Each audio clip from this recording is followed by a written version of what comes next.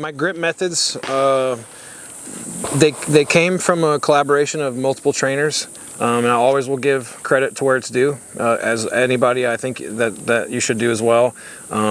People in the industry that have earned my respect, Joe Farewell. He was the only class that I've ever taken ever. I didn't purchase the class. I was gifted the class from a really good friend that couldn't make it to his class. It was a kind of a level 1 entry-level class, and at that time I was already a master in USPSA. I made master in the first 6 months of shooting. I was using a Glock. So I wasn't sure what I was going to get from it, but now looking back at it, I'd take any class that I have the chance to get into that makes sense, right? If it's thousands of dollars and I can afford it, I'll do it. If I can't afford it, it doesn't make sense, I won't be able to do it. Joe Farewell's a phenomenal instructor, even better shooter, super awesome guy. So one of the things that I took from his day one was him talking about his grip mechanics and the way that he does it. And one of the things that he stood out, has anybody ever heard of a Nutcracker? A grip? Okay. So that's the method that he uses. And it didn't make sense to me at first until I was able to actually put it into understanding and actually shoot the gun a lot, right? So with the gun out, you have the largest muscle on your hand. Do you guys know which one it is? It's a big giant thumb wad, this big meat area right here, right? So that area needs to make contact on the gun. It has to. Both sides, both hands have to be contacted fully with that, all right? Now, a couple of you, I felt your guys' grip tension from beforehand. It needs to be quite a bit, but it doesn't need to be where you're overbearing on the gun to where you're shaking, right? Does that make sense? If you squeeze your hand as tight as you can go as hard to where it'll start shaking. It doesn't need to be that, but it does need to be pretty hard to where your fingers start to change colors, because it is a lot of pressure that you're squeezing this gun. It is a tool. It's not like a toy, you know? When you're playing with a toy hammer, you can play with it and not worry about anything. But when you're using a real hammer, you know, you got to actually have some nice strength in it.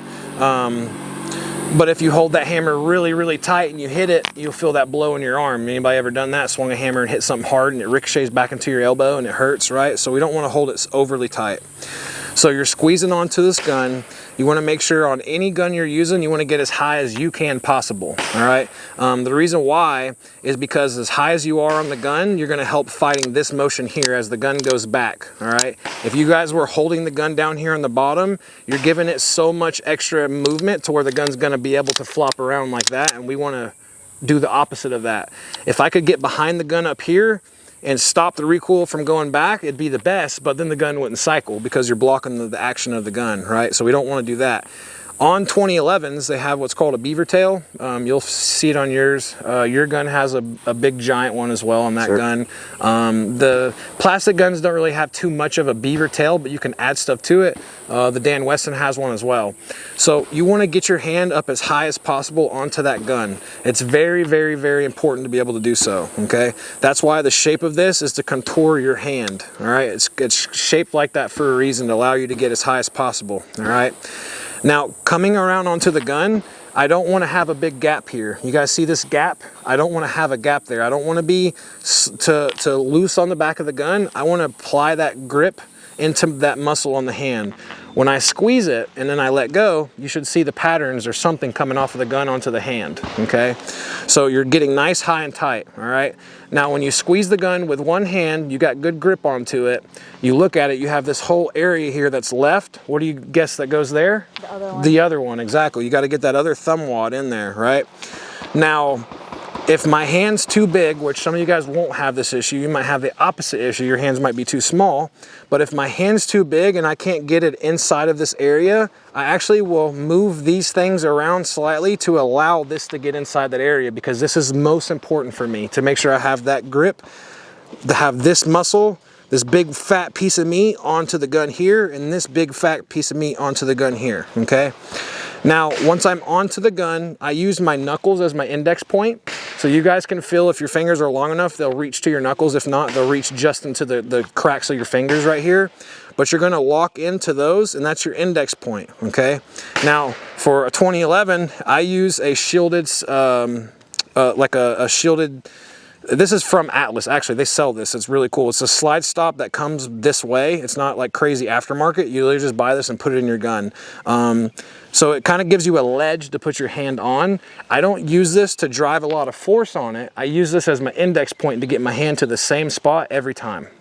It's very important to have something that's consistent and anything you want to get better at, because you'll know where to turn up speed, turn down speed. You'll know what needs to change. And also, once something becomes a habit, you start thinking less. And in this sport, you need to be thinking less. You need to be focusing on the stage plan only, thinking less about this stuff. This is what's done in practice and dry fire at home. When you show up to a match, you shouldn't be worried about how you're gonna draw. You shouldn't be worried about your grip management. That stuff should already be done. It should already be done at practice, right? When you come to a match, you should really be focusing on the arrays, how I can be a little bit quicker, and what positions I'm using and what footwork I'm moving with to get to the next position as fast as possible. So we want to minimize all that stuff out, have good proper grip onto the gun, okay? Now, when you're pressing into this grip motion, this is where the Nutcracker comes in, all right? So what Joe Farewell says is, you imagine that you have a walnut in the back of your hand and you need to crush that walnut, okay? Who's crushed a walnut before? Anybody? It's pretty fucking hard, right? It's not like a little, you know, a pistachio shell. We're busting in. Well, some of those pistachio shells that are closed become fucking pesky, right? So the walnut's in the back of your hand, and the only way for you to crush it is to do this motion right here. You're clamping down onto it, right? Now, how you get the most force from this is you're pulling your hands apart while they're locked into each other. So go ahead and try that motion. You're pulling them apart, but you're locking your fingers in really tight and pulling it. Then you're wrapping that energy to the back of the hand and applying it all in the back. So my fingers now, they're trying to do this. They're trying to rip apart, but I'm trying to lock them in, and I'm applying all that pressure to the back of my palm. And actually, when I do it, it actually hurts because I'm pushing in so hard on that force, right? So that's the grip pressure, is you're trying to wrap around that gun on the grip of the gun and apply that pressure to the back. If you get that pressure to the back of the gun, you're applying what two big muscles on there. These two big thumbs are actually on the back of the grip, squeezing it nice and tight, right? So you get it onto the back of the gun, you're squeezing it tight.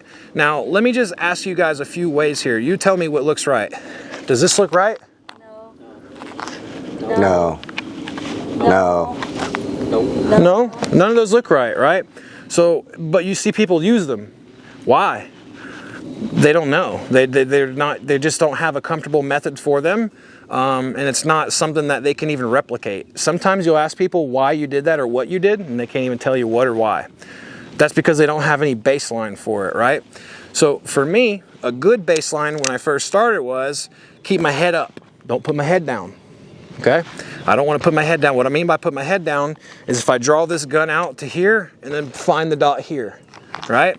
Can I be in this position and run fast out of this? No, I have to stand up and then run.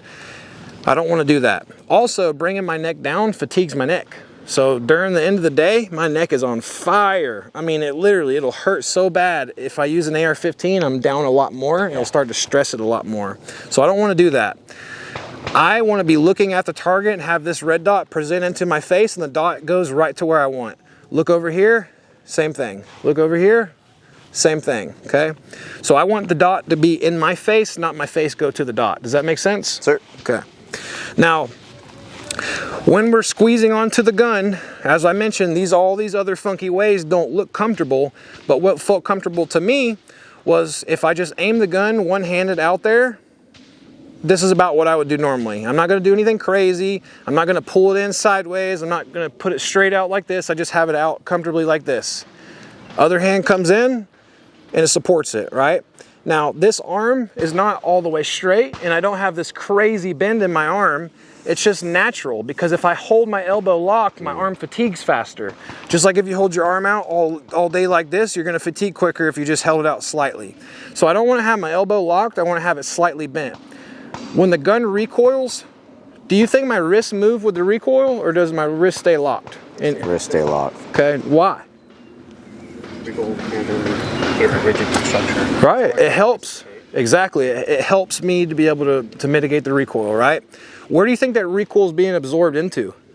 Your elbows? My elbows. exactly. My elbows are a natural absorber. Your knees, your elbows, anything that we have, they're natural, absorbers. They have like tendons and all this stuff in it to help us, take impact. So if this elbow bends and the recoil is going to go up and down, I'd rather have it in my elbow than in my wrist, because this is harder to mitigate than it is just having a straight line. This is longer, right? This pendulum swing, if you will, is longer than this short, tiny one is harder to make those quick adjustments. You got to be really snappy with it. So I don't want to let my wrists be loose. My wrists are locked. So as hard as I squeeze onto this gun is as hard as my wrists are locked. And when I say my wrists are locked, you can even see the tendon coming down where I'm squeezing it. When I let go, it goes away. When I squeeze into it, you can see it squeezed, right? So I'm making sure my wrists are locked onto it, because my wrists are not going to eat the recoil. My wrists are going to help me mitigate recoil. How it's going to do that is that the gun's going to go up, my wrists stay at the same level the gun stays at. It doesn't do this. You see the difference in this and this? This is easier to track. I'm going to see a dot go up and a dot come down. If I do this, I'm going to see a dot do a rodeo lasso. It's going to go woo, woo, woo, and that's so hard to track than it is just a straight line of going like this, all right? So my right arm's not all the way out, it's not all the way in, it's nice and relaxed to where I'm comfortable with it and I can hold the gun here for a long period of time. Obviously, I'm a big guy. I have probably a lot of endurance for holding a gun. Somebody who's a little bit smaller, you're gonna get more tired quickly. So find a way for you to not even be as far out as I am. Be slightly even more bent in your elbows, because you're gonna fatigue yourself. And if you're running full speed and the gun comes up and your muscles are weak, then your recoil is gonna be bad, your vision's bad, your movement's bad. It just starts to go downhill. My left arm comes into place. My left arm is also at a nice angle. It's more of an angle than my right arm though, as you can see. So it's kind of like almost straight and then more of a bend in me. I used to do more of an out on both, where I would put it up, cant my elbows out, and then press it out slightly. But then I realized it was harder and it fatigued me more. So I literally was like, let me just be natural. This is my biggest thing, is whatever I can do without stressing my body out. So I aimed the gun out and I brought the other hand in. That's my shooting position, right? So when you guys are doing shooting and the guns are double tapping, you're gonna have different levels you gotta squeeze the gun at different distances. Does that make sense? So a close target, you can get away with a lot more. A far target, you really have to take the time to make sure you're getting the 2 shots there. A close target, do you think it allows a worse grip than a 30-yard target?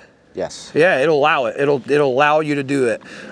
We don't want to do that, but it allows it if you had to do so, right? So that's a little bit about grip. Does anybody have any questions about that, about the thought process? Because it's not something that we're all just going to sit here and hold the gun. That's something you just play at home with, right?